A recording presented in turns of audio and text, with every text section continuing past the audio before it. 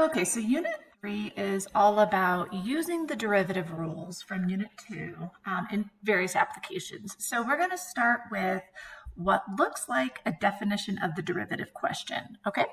So if you look in the first box, the typical definition of the derivative was the limit as h approaches 0, f of x plus h minus f of x, all over h, okay? Now, we also, though, if we don't want to use h, we can use other variables like the change in x, delta x, or anything else, okay? So don't be fooled by that. An alternate definition, which we didn't talk about specifically, would be in the middle. So the limit as x approaches c, which remember c is some target x value. And you notice this looks like the slope formula because remember a derivative is a slope, okay? So realize that both of these, actually all three of these, mean the same thing, okay? So what happens is you'll be given a problem that is in one of these formats and they're going to ask you to evaluate. So sometimes it's going to ask you for a specific derivative and then sometimes there will be a number inserted and so they want the specific tangent slope, okay? So you need to recognize both. Now there is one fourth type and we don't really use this in AP Calculus, but I'm just going to briefly mention it here for about 10 seconds. This is the symmetric difference quotient, and you notice it looks very similar, and notice it's 2h because you could kind of take the distance from the left of the target value and the right of the target value, and so that's what it's for, okay? So we will not be dealing with the symmetric difference quotient. All right. So our goal is to recognize on problems that the definition of the derivative is being used, and these would be multiple choice AP questions, okay? Typically, you won't be able to evaluate them algebraically, so you have to recognize it, okay? There are some problems that you can do algebraically, but that's not the purpose of this, all right? And that's not how the AP will ask them. So most of these questions that I'm going to show you, you won't be able to do any other way without recognizing it. So basically, right here, you kind of ignore any other term that doesn't have an h in it because that's just part of that definition.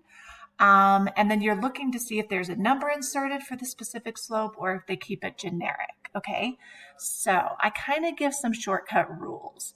If there's an x and an h in the original problem, then the general derivative is the answer. If there's a number and an h, because they've replaced x with a number, then that means that you want to find the derivative and then you want to substitute that value for x in for the derivative and it'll be a numerical derivative. You'll be able to tell by the answer choices though, so it helps make it a little more obvious. All right, so let's look at number 1. So you kind of see it's got the form of f of x plus h and then minus f of x. And so I see a bunch of h's. That's probably a definition of a derivative. So what's kind of nice is you look right here and they're telling you that's the original function. So what this tells you to do is we want the derivative. So see how it's giving you all the directions, but using mathematical notation. So we know that f of x, our original function, is 2x to the 3/2. And I really wouldn't be able to expand that and do this by hand anyway. So you have to recognize this and the original function. And notice how there's an x here and an h. So that means, and all my answer choices are x's, so it's the function. So our derivative is a power rule. We're going to bring that down and multiply and subtract 1. So they rewrote it as radicals, okay? And so that's it. So basically, like here, we could have factored out a 2x plus h all on the inside. So it really does follow the definition of a derivative, okay? All right, let's look at number 2. Same thing, we see x's and h's, so it's in that first definition of a derivative format. And remember, it's minus f of x. And so this is f of x. Now, we kind of had a hint last unit. When you have trig functions squared, it will help you if you write it like this, okay? I don't see any of this work for the AP multiple choice. You don't submit your work, you just submit your answers. So we're going to start with the chain rule. Bring the 2 down. The inside stays the same. And then we subtract 1. Then we go and do the derivative of the inside. So this is a trig chain rule. So the derivative of the outside is cosine. Its inside stays the same. And then you have to go back and do the derivative of the inside. All right, so I'm left with 3 times 2 is 6, and then sine. Now, this is actually a double angle formula, so sometimes you might see this written differently, but they didn't this time, so we're just going to go ahead and match it up. All right.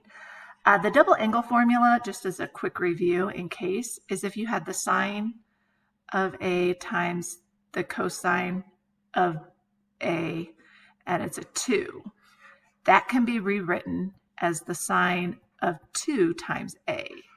So what would happen is, since this is 3 times 2, all of this is the double angle, and so they might have written it as 3 sine of, and then double that 3x. This is also true. That's a review from Sec 3, as long as your teacher taught you double angle trig formulas, okay? So be flexible. I don't know what the AP does. They can do whatever they want. All right, number 3. Well, so this one says the limit of this at the point x equals 2. So look at all of your answer choices. They're numerical. So first we want to recognize the definition. Now, we technically could expand that out, but you're going to run out of time. So we want to recognize that this is our function. We're going to take our derivative, which is the power rule, and then we're going to substitute 2, so our tangent slope.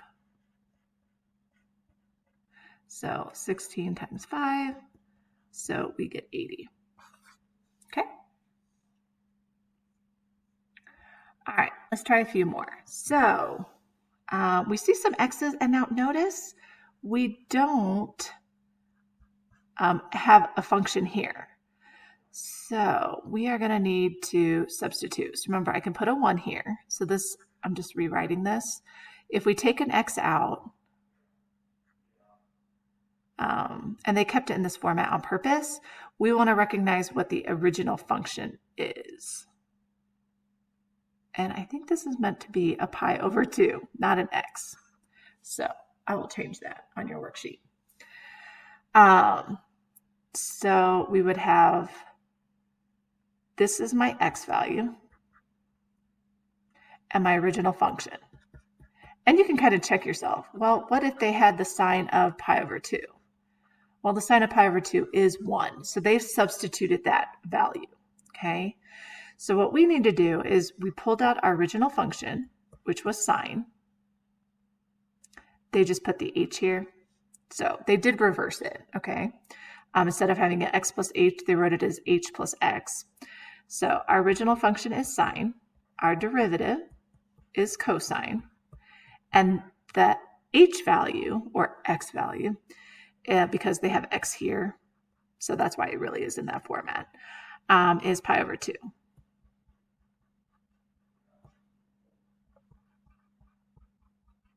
So I'm going to go to my cosine wave. So pi over 2 is right here, and so we're looking at 0.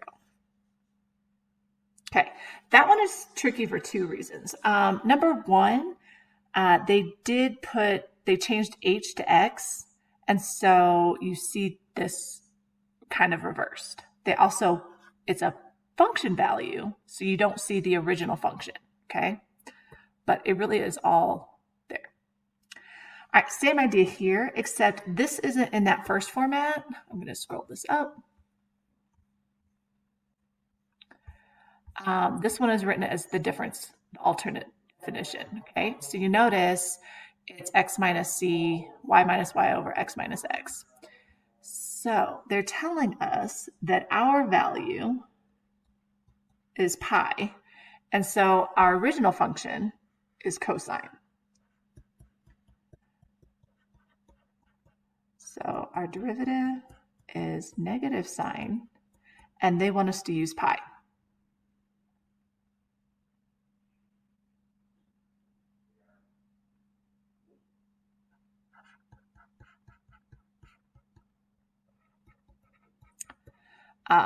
This is what I paused for. So if I had, remember it's y minus y. So really this was like minus cosine of pi. The cosine of pi from that last graph is -1, and that's why it's a -1. So that's why they wrote it as a plus, okay? So sine of pi, let's get our sine wave, is 0. So -0 is still 0. Okay. With sine and cosine, you really only have a few options. All right, the last problem is going to look a little different.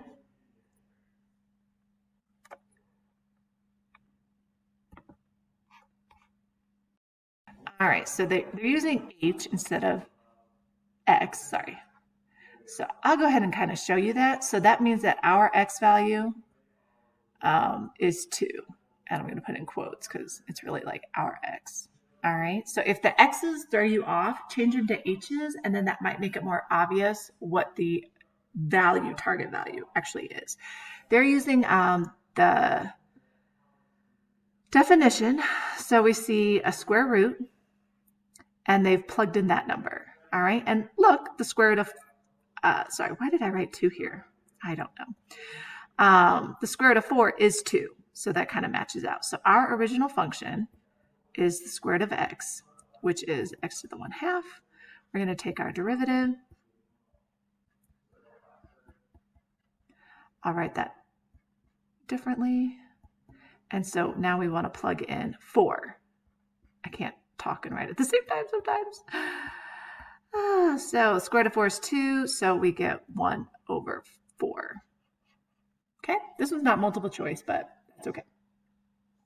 All right, so I have you do at least 5 problems out of the 12, and you really can just pick or choose. I'll fix that error. Okay.